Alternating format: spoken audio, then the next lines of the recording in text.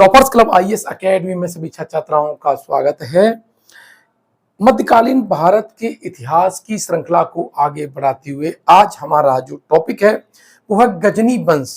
इससे पहले वाले वीडियो में हमने 2 वीडियो कंप्लीट किए हैं, जिसमें सबसे पहले हमने मध्यकालीन भारत के इतिहास के सोर्स पढ़ाए थे और दूसरे में मुसलमानों का सिंध पर आक्रमण पढ़ाया था। अगर आपने नहीं देखा है तो कमेंट बॉक्स में और डिस्क्रिप्शन बॉक्स में उसकी प्लेलिस्ट की लिंक दे रखी है, वो आप जरूर देख लीजिएगा। क्रमबद्ध तरीके से देखेंगे तो अच्छा रहेगा। चलिए, क्या ये जो लेक्चर है वो यूपीएससी, यूपीपीसीएस, आरओ एग्जाम के लिए इंपॉर्टेंट है। टॉपिक हमारा जो इतिहास है, कौन सा सेक्शन कंप्लीट कर रहा है? मध्यकालीन भारत का इतिहास। और टॉपिक जो है हमारा वो है गजनी वंश। क्या है? गजनी वंश। देखिए, गजनी वंश को यामनी वंश भी कहते हैं। गजनी वंश को क्या बोलते हैं? यामनी वंश भी कहते हैं। भारत पर यद्यपि जो आक्रमण किया था वो सबसे पहले अरबों ने आक्रमण किया था। हम देखते हैं, मैंने पिछले वाले वीडियो में बताया, थोड़ी सी भूमिका बांध दो। ये अरब लोग थे, इन्होंने यहां पर आक्रमण किया।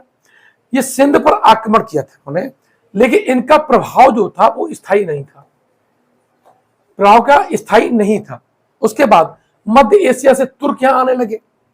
मध्य एशिया के जो तुर्क थे उन्होंने भारत की ओर शिफ्ट होना स्टार्ट कर दिया, तो स्वाभाविक है उनका भारत पर आक्रमण भी होगा। और भारत में जो क्या था, केंद्रीय सत्ता का विघटन हो गया था। केंद्रीय सत्ता का क्या हो गया? विघटन हो गया। इसके कारण में क्या है, यहाँ की स्थितियां अनुकूल रही नहीं और बाहरी आक्रमण के लिए क्या हो गई? अनुकूल हो गई। इस तरह से हम देखते हैं ये दशा थी उस वक्त जब गजनी वंश की स्थापना हो रही थी, और उस वक्त भारत में क्या स्थिति थी। अब देखिए, यहां थोड़ा समय से बड़ा कर देता हूं। क्या कह रहा है? भारत पर आक्रमण करने वाले सबसे पहले मुसलमान कौन थे? अरब थे, और इन्होंने सिंध पर अधिकार कर लिया था, लेकिन उनकी जो सत्ता है वो स्थायी नहीं रही थी। ये कथन और कारण में आपसे प्रश्न पूछा जाता रहा है। साथ ही यहां से सत्ता जरूर स्थायी नहीं रही, लेकिन कुछ प्रभाव रहा, जैसे ऊंट का प्रयोग। किसका? ऊंट का प्रयोग भारतीय लोग करने लगे। दूसरा, खजूर की खेती भारतीय शुष्क मैदानों में, शुष्क क्षेत्रों में होने लगी थी। भारत में मुस्लिम सत्ता स्थापित करने का जो श्रेय है वो तुर्कों को जाता है। भारत में केंद्रीय सत्ता कमजोर होने के कारण आरंभिक जो तुर्क सत्ता थी वो स्थापित करने में सफल रहे।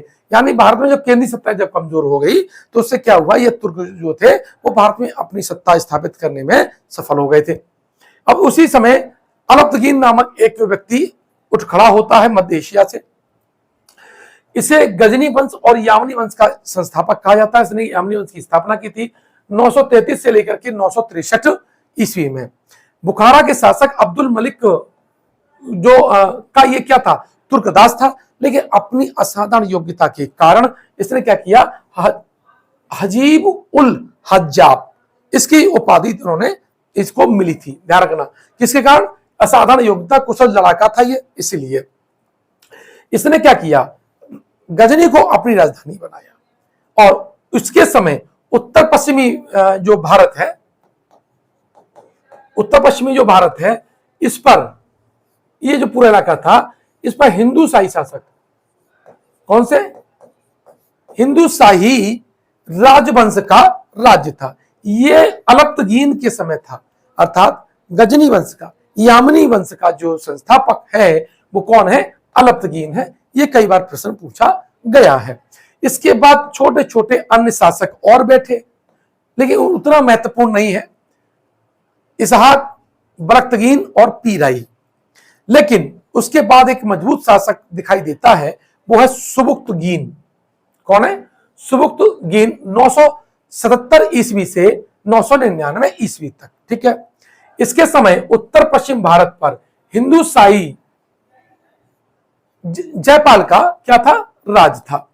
987 ईस्वी में भारत पर इसने क्या किया? आक्रमण किया। इसमें क्या हुआ? जयपाल की पराजय हुई और उसे एक हानिकारक संधि करनी पड़ी। उसे दिरहम देने पड़े और हाथी भी उसको देने पड़े थे। फरिश्ता के अनुसार जयपाल ने अजमेर, कालिंजर, कन्नौज का को लेकर के यहाँ के जो शासक थे उनसे मदद लेकर के एक संघ का निर्माण किया। इन तीनों लोगों ने उसे सैन्य सहायता दी और आर्थिक सहायता भी दी। यद्यपि लंगमान में इन दोनों के बीच में बहुत जबरदस्त युद्ध हुआ, भीषण युद्ध हुआ, लेकिन पुनः एक बार लक सुक्तगीन के साथ लगा, उसकी रणनीति काम आई और वो इस युद्ध को भी जीत गया। 997 ईस्वी में क्या हो गए, इसकी मृत्यु हो गई थी। तो इस तरह से भारतीय परंपरा में जो आक्रमण में सुबुक्तगीन का भी एक अहम योगदान माना जाता है। अब देखिए, इसके बाद में महमूद गजनवी बैठा और ये एक्चुअल में सुबुक्तगीन का ही पुत्र था, जो गजनी के पहले स्वतंत्र शासक के रूप में प्रसिद्ध हुआ। इसने किसी की भी अधीनता मानने से इनकार कर दिया। साथ ही इसने कहा कि मैं अब अपने साम्राज्य का विस्तार करूंगा, और ये मध्य एशिया की तरफ विस्तार करना चाहता था। अब मध्य एशिया की तरफ विस्तार करना चाहता था तो क्या हुआ, इसको एक धन की आवश्यकता थी। राजधानी के निर्माण के लिए सैनिकों को पेमेंट देने के लिए धन की आवश्यकता थी, और इसने सुन रखा था कि भारत के मंदिरों में अकूत धन संपत्ति रखी हुई है। और फिर इसने एक मन बनाया कि लगातार हर वर्ष मैं भारत पर आक्रमण करके यह धन संपदा हासिल करूंगा और मध्य एशिया में विस्तार करूंगा। महमूद गजनवी की जो उपाधि है वो उसके सिक्कों पर नहीं मिलती, ध्यान रखना। जो महमूद गजनवी ये इसके सिक्कों पर नहीं मिलती है, केवल इतिहासकारों ने किताबों में लिखा है। इसके सिक्कों पर एक उपाधि मिलती है, वो है नाम अमीर महमूद। इसे दुनिया का प्रथम सुल्तान कहा जाता है, क्योंकि बगदाद के खलीफा ने इसे सुल्तान की उपाधि दी थी। प्रश्न पूछ लेता है कि दुनिया का पहला सुल्तान कौन है। इसकी प्रमुख जो उपाधियां हैं वो यामीन उद दौला और अमीन उल मिल्लत है। कौन सी है? अमीन उल मिल्लत और यामीन उद दौला। महमूद गजनवी के सिक्कों पर संस्कृत में अभिलेख मिलते हैं। उसका है अव्यक्तकम मोहम्मद अवतारम। ये जो कथन है ये इसके सिक्कों पर मिलता है। बात समझिए, एक तरफ कलमा लिखा हुआ है अरबी में, और दूसरी तरफ संस्कृत में ये वाक्य लिखा हुआ है। और ये किसके लिखा हुआ है? महमूद गजनवी के सिक्कों पर ये लिखा हुआ है। अब भारत पर इसने आक्रमण किया तो 17 बार आक्रमण किया। क्यों किया? तो सबसे पहले समझते हैं कि महमूद गजनवी का भारत पर आक्रमण का उद्देश्य क्या था। मध्य एशिया में विस्तार के लिए धन प्राप्त करना उसका एक वास्तविक उद्देश्य था। महमूद गजनवी के समय भारत की स्थिति हम देखें तो चिनाब से हिंदूकुश तक, जो चिनाब नदी है और जो हिंदूकुश की जो परसंगला है, ठीक है, और इस पर किसका था? हिंदू शाही वंश का शासन था, जिसकी राजधानी उद्भांडपुर थी। क्या थी? उद्भांडपुर थी। कन्नौज में कौन था? प्रतिहार वंश था। कौन सा? प्रतिहार वंश। और बुंदेलखंड में चंदेल वंश राज कर रहा था। ये जो तीन शासक हैं ये बहुत महत्वपूर्ण आपके लिए हो जाएंगे, डायग्राम में से जरूर बनाइएगा। बात करें इतिहासकारों की तो महमूद गजनवी के 4 इतिहासकार हैं। कौन कौन से हैं? उतबी है, आपका अलबरूनी है, फिरदौसी और बैहाकी है। जो उतबी था, उतबी इसका दरबारी इतिहासकार था, जिसकी पुस्तक का नाम है तारीख यामिनी। जबकि अलबरूनी ने पुस्तक लिखी तहकीक हिंद, जिसे हम किताब उल हिंद भी कहते हैं। उसने ये महमूद गजनवी के साथ भारत आया। इसने यहाँ के कल्चर के बारे में, यहाँ के भूगोल के बारे में, गणित के बारे में अध्ययन किया, और संस्कृत का अध्ययन करने वाला पहला ये मुसलमान माना जाता है, मुसलमान इतिहासकार माना जाता है। और पुराणों का अध्ययन करने वाला भी ये प्रथम मुस्लिम है। इसने शूद्रों की और चंडालों की एक लंबी सूची, बृहद सूची बताई है। ये बताता है कि यहाँ ब्राह्मणों का स्थान उच्च है, समाज में ऊंच नीच की भावना भी है। ये दीपावली का भी जिक्र करता है, लेकिन ये दीपावली का संबंध राजा बलि से जोड़ता है, जबकि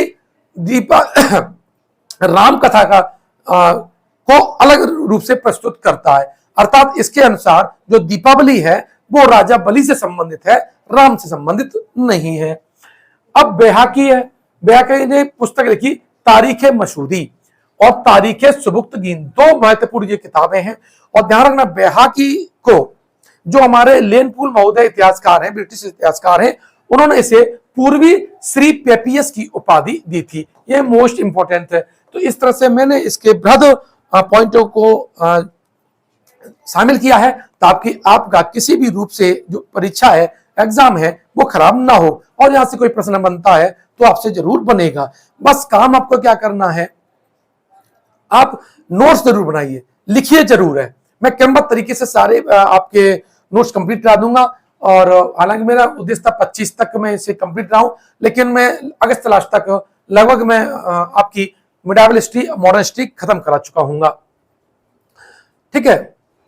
एक चीज और है कि आप अगर एक साल तक, कितना, एक साल तक आइसोलेट रहिए। जो टाइम कंज्यूम करने वाले लोग हैं, जो आपका टाइम किल करने वाले लोग हैं, उनसे दूर रहिए। और आपने सारा का सारा जो फोकस है वो अपने एग्जाम पर, अपने पाठ्यक्रम पर, अपने टेस्ट पर, अपने मूल्यांकन पर डाल दीजिए। निश्चित रूप से आपको सफलता मिलेगी। ध्यान रखना, एग्जाम से पहले एग्जाम होते हैं आपके, ये जो एग्जाम से पहले जो आपको टाइम किल करने वाले मुसीबतें जो आती हैं, वो वास्तव में आपको कमजोर करने के लिए आती हैं। और जो इनसे पार ले जाता है वही सफल हो जाता है। अब देखते हैं कि महमूद गजनवी के भारत पर आक्रमण। तो महमूद गजनवी के भारत पर किए गए आक्रमण के संदर्भ में विद्वानों में क्या मतभेद है, वो एक मत नहीं है। उन्होंने कहा है, इसमें हेनरी एलियट ने कहा 1000 से 1027 ईस्वी तक महमूद ने भारत पर 17 बार आक्रमण किया। अब इस हम डायग्राम से, इस नक्शे से ये समझेंगे। देखिए, जो गजनी है वो यहां पर था और इसे कहां विस्तार करना था, कैस्पियन सागर तक इसका अपना विस्तार करना था। और ये जो आपका जो फारस की खाड़ी है, ये वाला, हालांकि ये कभी छू नहीं पाया, ये रेगिस्तानी इलाका है, लेकिन इसने कहा कि जहां जहां मानवीय आवास है पूरा, और इसने लगातार जो आक्रमण किए थे वो इस तरह से किए थे। ठीक है। ऊपर ये आपका अरल सागर है, अरल सागर, और ये कैस्पियन सागर, और नीचे अरब सागर।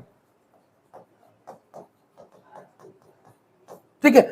ये पूरे इसका स्वामी होना चाहता था। अब ये जब इसे विस्तार करना था, अपनी राजधानी का जो निर्माण करना था, तो इसे पैसे की आवश्यकता थी। इसलिए इसने भारत पर लगातार आक्रमण किए, क्योंकि उत्तर भारत में गंगा के मैदानों में बने हुए जो मंदिर थे उनमें अकूत संपदा थी, जिसमें प्रमुख था आपका सोमनाथ का मंदिर, कन्नौज, मथुरा। ये पूरा जो इलाका था, ये जो पूरा इलाका था, ये मंदिरों से भरा हुआ था और यहां पर बड़ी मात्रा में सोना चांदी इकट्ठी थी। तो इसे अपने ये विस्तार में, इसको मैनेज करने में, संतुलन करने में पैसे की आवश्यकता थी। तो इसने भारत पर आक्रमण अपने मध्य एशिया में विस्तार के लिए किया, ताकि भारत से ये क्या प्राप्त कर सके, पैसा, धन प्राप्त कर सके। उससे क्या करेगा, अपने अमीरों को खुश रखेगा, सैनिकों को पेमेंट देगा। और ध्यान रखना, बिना वित्त के कोई भी साम्राज्य टिकाऊ नहीं रहता है। वित्त व्यवस्था गड़बड़, साम्राज्य गड़बड़। अब देखो, इसने पहले, अब इसके पूरे 17 आक्रमण का हम आकलन कर लेते हैं। प्रथम जो आक्रमण था, महमूद गजनवी का प्रथम आक्रमण 1000 ईस्वी से हिंदुशाही राज्य के सीमावर्ती नगरों पर हुआ। कुछ दुर्गों पर अधिकार करने के बाद वह वापस गजनी लौट गया। इसने देखा कि यहाँ पर जो सीमावर्ती इलाके हैं हिंदुशाही के, वहां कैसी व्यवस्था है, लगातार आक्रमण किया। उसने वहां का रिसर्च करवाया और पुनः अगली साल यानी 1001 में इसने दूसरा आक्रमण हिंदुशाही राज्य पर ही किया। उसमें हिंदुशाही वंश का जो राजा था वो जयपाल था। महमूद गजनवी और जयपाल के बीच पेशावर के निकट ये युद्ध हुआ था, जिसमें जयपाल की क्या हुई, पराजय हुई। यद्यपि जयपाल को यहां से उत्तर भारत से हेल्प मिली थी। ठीक है। महमूद ने हिंदुशाही वंश की जो राजधानी है बेहिंद, ठीक है, जिसे हम उद्वानपुर भी कहते हैं, उस पर अधिकार कर लिया। जयपाल इस पराजय के अपमान को सहन नहीं कर सका और उसने अपना आत्मदाह कर लिया था।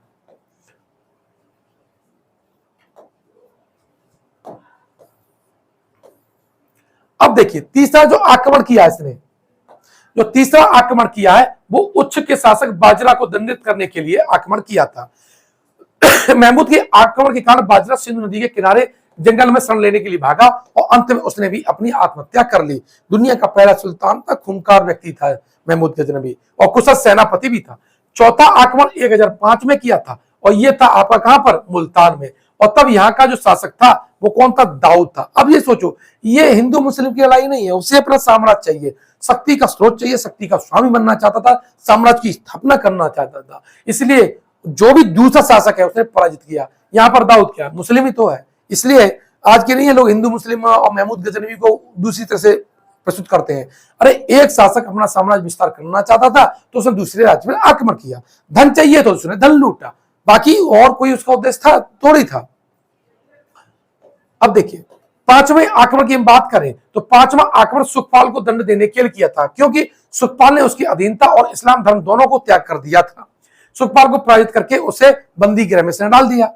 छठा आक्रमण किया था आनंदपाल के विरुद्ध। ध्यान रखना ये सारे के सारे आक्रमण को और शासक को ही आपको अपने शॉर्ट नोट्स में बनाना है।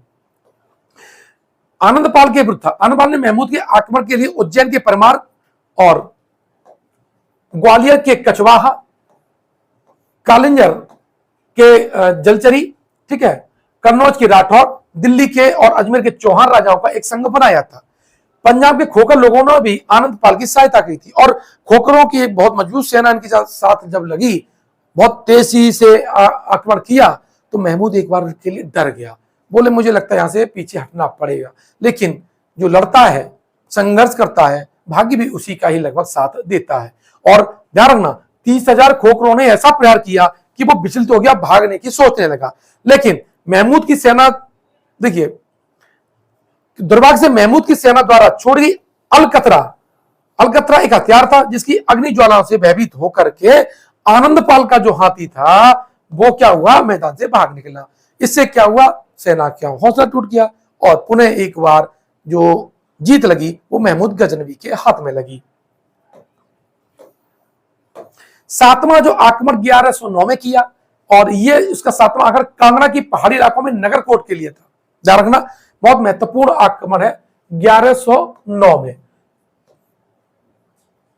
ओ सॉरी 1100 नहीं है, 1009 में है, ठीक है। हिंदुओं ने नगरकोट के किले पर बहुत सा धन एकत्र कर रखा हुआ था। यहां महमूद को किसी शासक ने विरोध ही नहीं किया। ध्यान रखिएगा फरिश्ता के अनुसार महमूद इकाई 2.5 सैकड़ा 10 लाख 7 लाख स्वर्ण दीनार, 700 मन चांदी के पात्र, 200 मन शुद्ध स्वर्ण मुद्राएं, 200 मन अपस्कृत रजत और 20 मन पन्ने, हीरे, रत्न, बहुत चीज लेके बाहर से लौटा था। हम लोग केवल सोमनाथ याद करते हैं, लेकिन सबसे बड़ी कायरता वहां पर हिंदुओं ने उस वक्त दिखाई जब इसने कांगड़ा पर जब आक्रमण किया था तो बिना लड़े ही पूरा सरेंडर कर दिया था। अब देखो आठवां जो आक्रमण है वो उसने पुनः मुल्तान पे किया था ताकि वहां के जो विद्रोही जो शासक था दाऊद उसको पराजित कर सके, और उसने पराजित किया भी और मुल्तान पर पुनः मतलब अपना शासन स्थापित कर लिया। नौवां आक्रमण थानेश्वर पे था। वहां का जो चक्र स्वामी मंदिर को लूटा, देखिए उसका पूरा फोकस मंदिर में रखे हुए सोने पे है। अब इससे बहुत बड़ा प्रभाव पड़ेगा, मंदिर टूटेंगे, कल्चर पे प्रभाव पड़ेगा, मूर्तियां टूटेंगी, पर उतना अच्छा पुनर्निर्माण नहीं हो पाया। 10वें आक्रमण की बात करें तो यह त्रिलोचन पाल के खिलाफ था। किसका? त्रिलोचन पाल के 1012 में। 11वां जो आक्रमण था 1015 में, यह भीमपाल के विरुद्ध था। किसके? भीमपाल। यानी ध्यान रखना जो हिंदू शाही राज्यवंश है वो लगातार इसके साथ संघर्ष कर रहा है, पीढ़ी दर पीढ़ी संघर्ष कर रहा है। ध्यान रखना 12वां जो आक्रमण था यह कन्नौज पे किया था और कन्नौज के बाद सीधा वो आया बुलंदशहर, वहां पर लूटा और वहां का शासक था हरदत्त। और जो अलीगढ़ के पास कोल है वहां का भी एक मंदिर लूटा था, इसमें नहीं लिखा हुआ है। महावन के शासक बुलाचंद को उसने पराजित किया। 1019 में उसने पुनः कन्नौज पर आक्रमण किया था, ध्यान रखिएगा, ठीक है। और उसके बाद में आते हैं 13वां आक्रमण 1020 में इसने किया था और यह किया था इसने बुंदेलखंड, किरात और लोहकोट पर। बुंदेलखंड को भी जीता, चंदेल को भी पराजित किया था इसने। 14वां आक्रमण 1021 ईस्वी में इसने कालिंजर के चंदेल शासक को दंडित करने के लिए किया था। राज्यपाल महमूद से बिना युद्ध किए ही भाग गया था, जिसे राजपूत शासकों ने एक कलंक समझा और राज्यपाल पर भी आक्रमण करके उसकी हत्या कर दी थी। 14वां आक्रमण अत्यंत महत्वपूर्ण है, कालिंजर पर है। 15वां जो आक्रमण है वो है पंजाब के में है और ध्यान रखना, इस पंजाब आक्रमण के समय उसने सिक्कों पर, किस पर, सिक्कों पर घुड़सवार और नंदी चिन्ह, ठीक है, इसी को प्रचलित था और उस पर संस्कृत भाषा में अव्यक्त में कम अवतार महमूद अब ये लिखवाया था। तो ये ध्यान रखना, कब लिखवाया, ये 15वां आक्रमण था और पंजाब में ये लिखवाया है। इसके जो यहाँ पर सिक्के चलते थे उसे दिल्ली वाला के नाम से कहा गया है, यानी दिल्ली वाला पूछ ले सिक्का किसका है, तो वो आपका महमूद गजनवी का है। 16वां और महत्वपूर्ण आक्रमण सोमनाथ का है। सोमनाथ कहां पर है, सोमनाथ गुजरात में और काठियावाड़ में है। कहां पर, काठियावाड़ में था। और उस वक्त ध्यान रखना, ये बहुत प्रसिद्ध मंदिर भी था, शिव को समर्पित यह मंदिर है, ठीक है। और इस मंदिर को लूटते समय ध्यान रखना, सिर्फ 50,000 से ऊपर ब्राह्मण और हिंदुओं को कत्ल कर दिया था।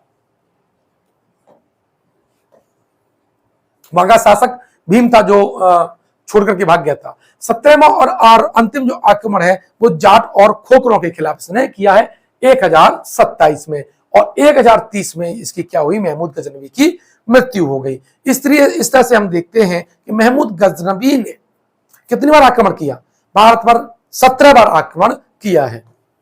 अब महमूद गजनवी के आक्रमण का हम प्रभाव देखें तो इसने उत्तर और पश्चिम भारत के क्या हुए, जो साम्राज्य थे, राजवंश थे, उसको छिन्न भिन्न कर दिया। साथ ही भारत का द्वार कहीं जाने वाले खैबर दर्रे पे उसका अधिकार हो गया। यह मोस्ट इंपोर्टेंट है कि किस दर्रे से ज्यादा आक्रमण हुआ है, तो खैबर दर्रा हुआ है। भारत में राजनीतिक विभाजन और आपसी मतभेद में हमें देखने को भी मिलते हैं, और यही मतभेद और आपसी फूट के कारण जो तुर्क आए उन्होंने भारत में अपनी सत्ता को स्थापित कर लिया। काफी बड़े सैनिक युद्ध में शहीद हो ही गए थे। भारतीय जनता को गुलाम बनाकर बगदाद, समरकंद और बुखारा के बाजारों में बेच दिया गया, क्योंकि वहां दासों को बेचा जाता था। भव्य मंदिरों को अपवित्र करके ध्वस्त कर दिया गया। वास्तुकला, चित्रकला, दुर्ग, मंदिर, प्रसाद नष्ट कर दिया गया, जिससे भारतीय कला और संस्कृति को काफी नुकसान पहुंचा, और फिर वह उस रूप में खड़ी नहीं हो पाई, कम से कम उत्तर भारत में तो नहीं खड़ी हो पाई थी। आम जनता के आवास छिन्न भिन्न हो गए थे। लाखों व्यक्ति अपने ही देश में घर बार छोड़ करके घर विहीन हो गए थे। इस तरह से महमूद गजनवी ने हमारी जो केंद्रीय सत्ता तो थी नहीं, जो राजकीय सत्ता थी उसको भी छिन्न भिन्न कर दिया। सामाजिक आर्थिक रूप से हम लोग पतन की ओर चले गए, और केंद्रीय सत्ता के अभाव न होने के कारण, लगातार तुर्की हमले होने के कारण हम तुर्कों के अधीन होते चले गए हैं। तो ये महमूद गजनवी का शासन था। हालांकि इसका भी ज्यादा प्रभाव लंबे समय तक नहीं रहा राजवंश के रूप में, राजनीतिक रूप से, लेकिन इसने जो मार्ग खोल दिया तुर्कों को, उनकी निगाहें अब भारत पर अपनी सत्ता को स्थापित करने में लग गई।